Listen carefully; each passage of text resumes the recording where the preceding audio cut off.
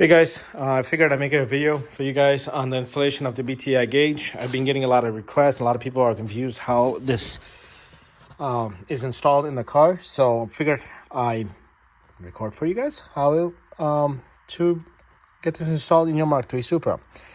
Now, I got my kit from Sound Performance. When I ordered the kit, I got this whole instructions on how to install and stuff. It's very easy, and I'm gonna show you how simple it is to install this and configure it in your laptop and run it.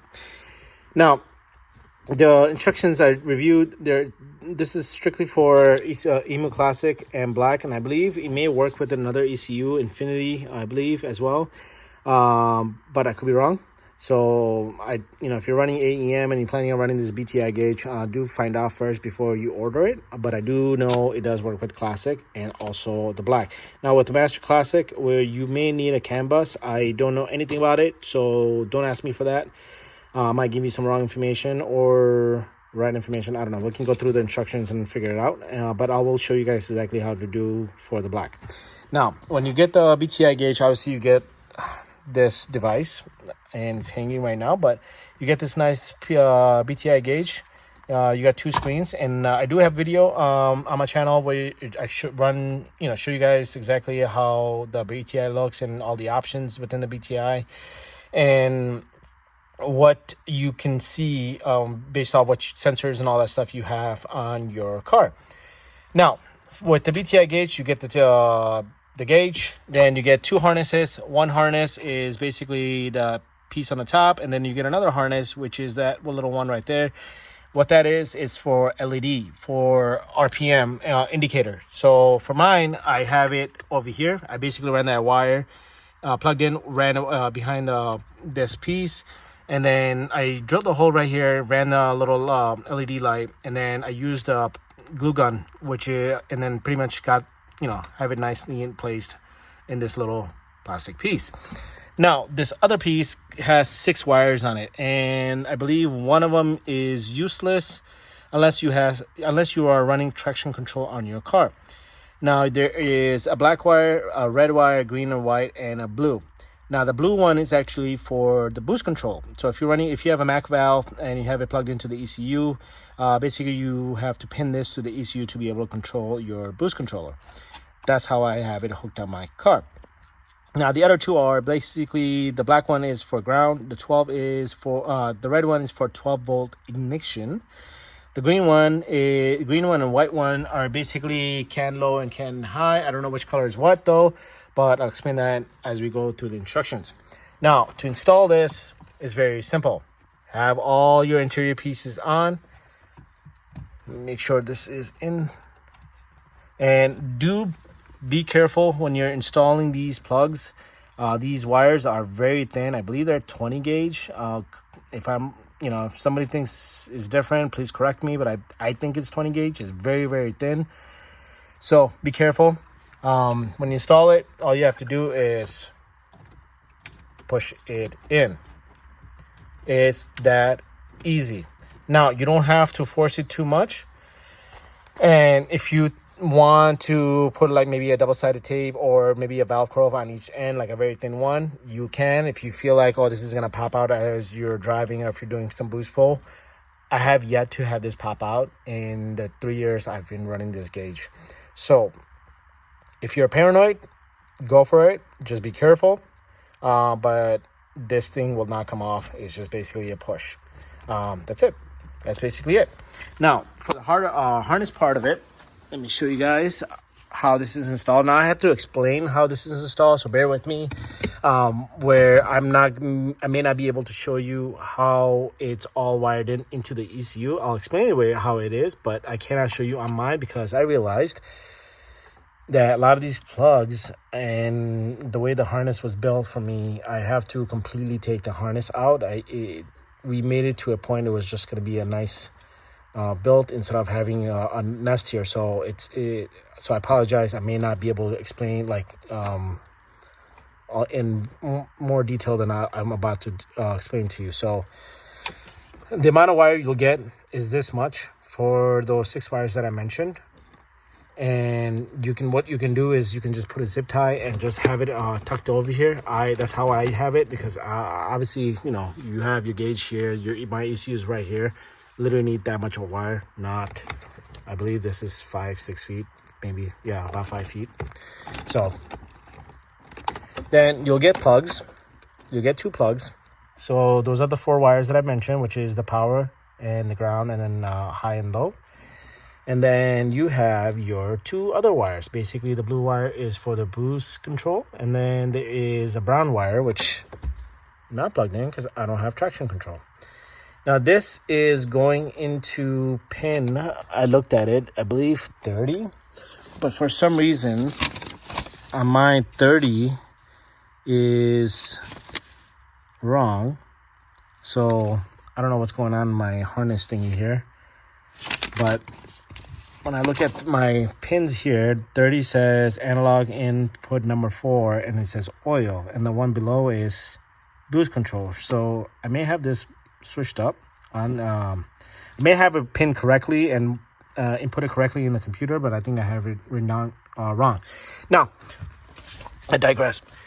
So now you have 4 wires, right, for your harness. So let me quickly explain. Because these wires are so thin, I highly recommend that you get a thicker wire. Like I believe this is a 16 gauge, and crimp them together, and then you're gonna have to pin that little pin for the ECU on the 16 gauge. It will not work on the 16 gauge, so make sure you are crimping it and expanding it and crimping that pin for the ECU on your 16 gauge, not on your very thin 20 gauge.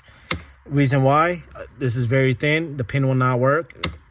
16 gauge, you'll need that, from my understanding. So if you got it to work within 16 gauge for the pin, good for you. If you don't, it's a safer route. Do it this way.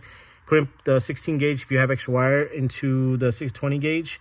On this harness, it'll come out just like this, like open-ended, and crimp it and then pin it to the ECU. So that's what I did. One's going to the ground. I have like basically junction boxes where I have my grounds. You know, as you can see, that little orange box there, that's where all my power wires are running to. And then I believe there's another box like that as a ground. So I can't really pull this out. I'm sorry. And then there's 2 pins that are going straight to the ECU. I believe they're in here somewhere, white and something, and the green one, which probably are different colors for the 16 gauge wires. So those are the 4 wires that are 2 wires are going into the ECU from the 4 wires, which are going to be the green and the white. And then for the blue one, from the other part of it, is going to go, one of them is going to go to the boost, as for a boost controller, if you're running a Mac valve boost controller for your car. Hopefully that explains and you guys understand. If you don't, just leave a comment. I'll do my best to explain it again. Now, let's talk about the instructions. Basically going to be exactly what I explained. So, now go through it slowly on here so you guys can, if you guys don't get this instruction with your BTI gauge, you guys can pause the screen and take a screenshot so you guys can read it, but I'll go slowly so you guys can see. This is for the Classic. Gives you the instructions, exactly where to go to set your BTI gauge in the EMU software. And then, like I mentioned, for the 4 wires, the yellow wire existing is going to be low. Was it yellow? It's either yellow or green or white. And then, oh, this is for the CAN bus. I apologize. And then you have your red wire, then you have your black wire. And then it explains right here, the white wire for the EMU black is going to pin 12, and the CAN low is going to pin 25. And let me show you exactly where that is. And it even gives you right here on your chart that you get with your ECU, CAN high and CAN low. So again, white wire, pin 12, white wire, pin 12, going to CAN high. Exactly the instructions. Then green wire, CAN low, pin 25, CAN low. Now in the ECU, it tells in the instructions, it tells you exactly where to go in the ECU. It gives it's even highlighted. Now I'll show you guys. I want to turn my ECU on so you guys can see. And then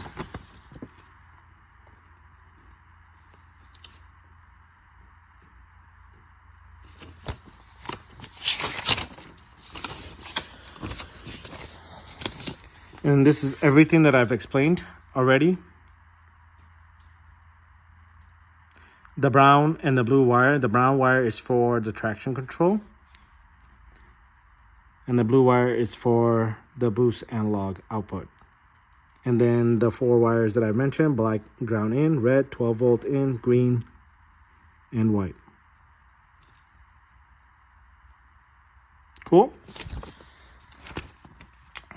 And I'm just going through the instructions. So if you guys are joining halfway into the video or fast forwarding,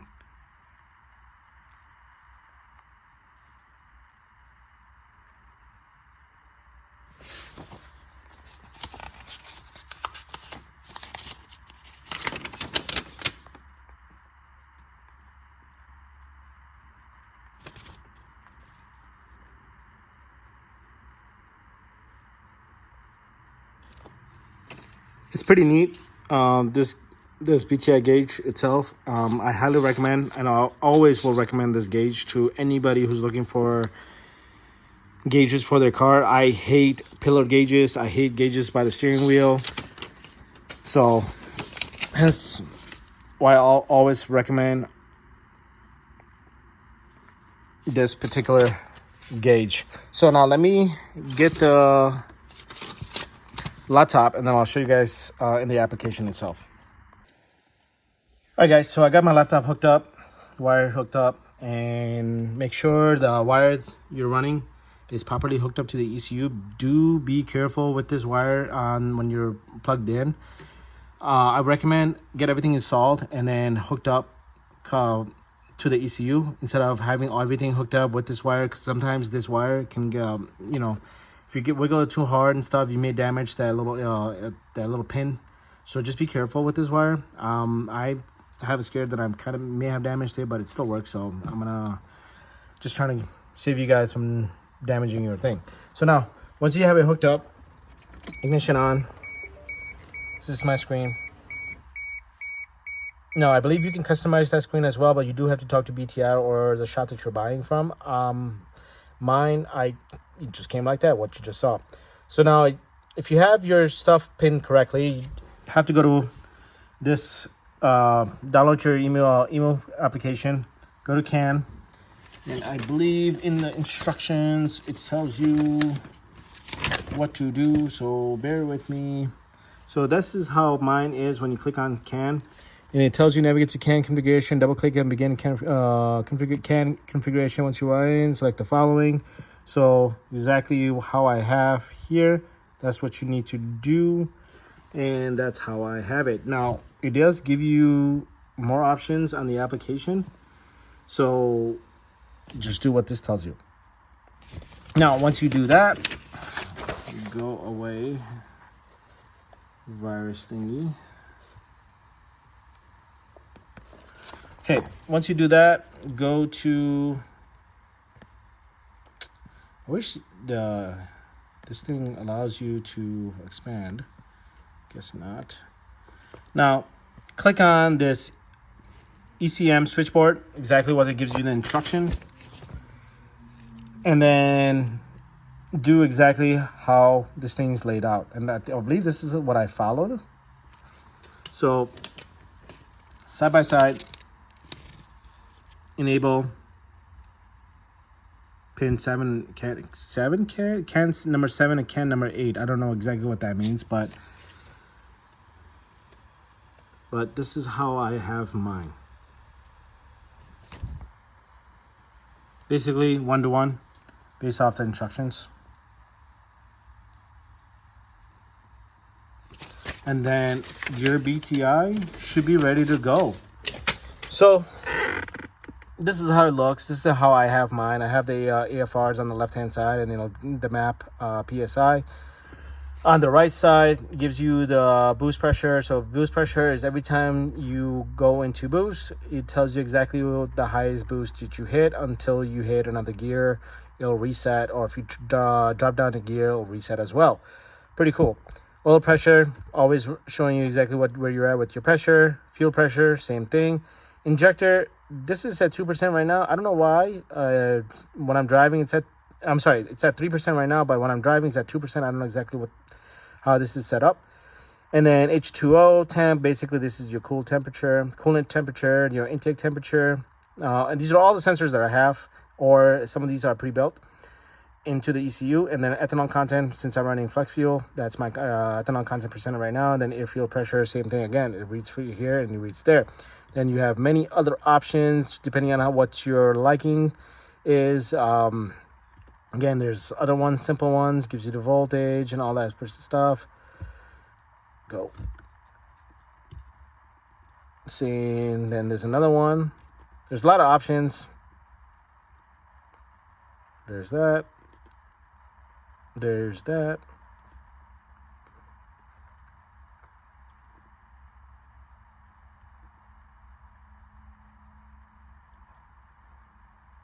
There's other options like this. Again, you can set this up your based off your preference. My preference is basically this and this. Now, talk to you guys about the LED lights. So there's graph as well. And when you're running the car, again, I never run that way. Okay, I guess that's how you have to go back. And then the gear icon, you have your two, there's a boost control, which shows a turbo. And you have your traction control. Again, I don't have my traction control wired in, which is that brown wire. I do have the boost. So this is how it looks like. So when the car is running, these numbers obviously change. I believe that one is your highest peak, whatever the last boost pull was. And I believe this is your, whatever the settings you set up as. Like the peak itself, what it's gonna be. So I have 5 levels.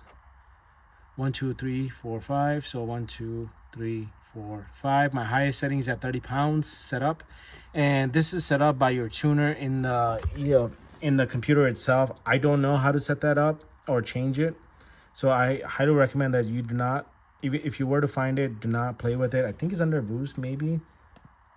There are parameters or something like that. No, so don't play with this if you don't know what you're doing. Take it to your tuner and to set up your levels. Mine set up 5 levels, and the 5 is the highest. I believe I keep it at level 3, which is around 25 pounds of boost. And how I know that is I've hit multiple pulls and it stops at 25 pounds of boost. Now let's talk about the light. Go back to the setting. Now if you're in here, you can go back. Very easy to use. Now setting, get a lot of this. You can even have units change as well to SI. I don't know what that is exactly. And yes, I'm very dumb. O2 sensor display, you can do as a lamp. I like it AFR.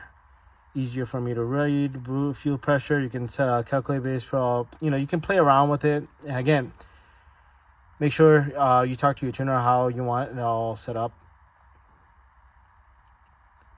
Now, in the settings, I want to talk to you guys about is it the RPM scale? No. Oh, shift light. Apologize. Shift light. Now, I have my shift light at 6,500 RPM. The reason why, I can take it all the way to 8K. The reason why I have it at 65 is as I'm shifting, the RPMs are still, as I'm getting near to shift, the RPMs are going to still climb above 65 before I actually able to drop the clutch, push the clutch pedal and change the gear.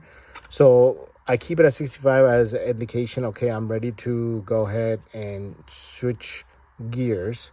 And this thing is very bright, so it will tell you if you're not focusing, if you're focusing on the road when you're doing pulls and not looking on your RPM. This thing is very bright during the day and especially at night. So I keep mine at 65. So by then 65 and I'm ready to shift gears, I'm already at like 7K, 7,500K.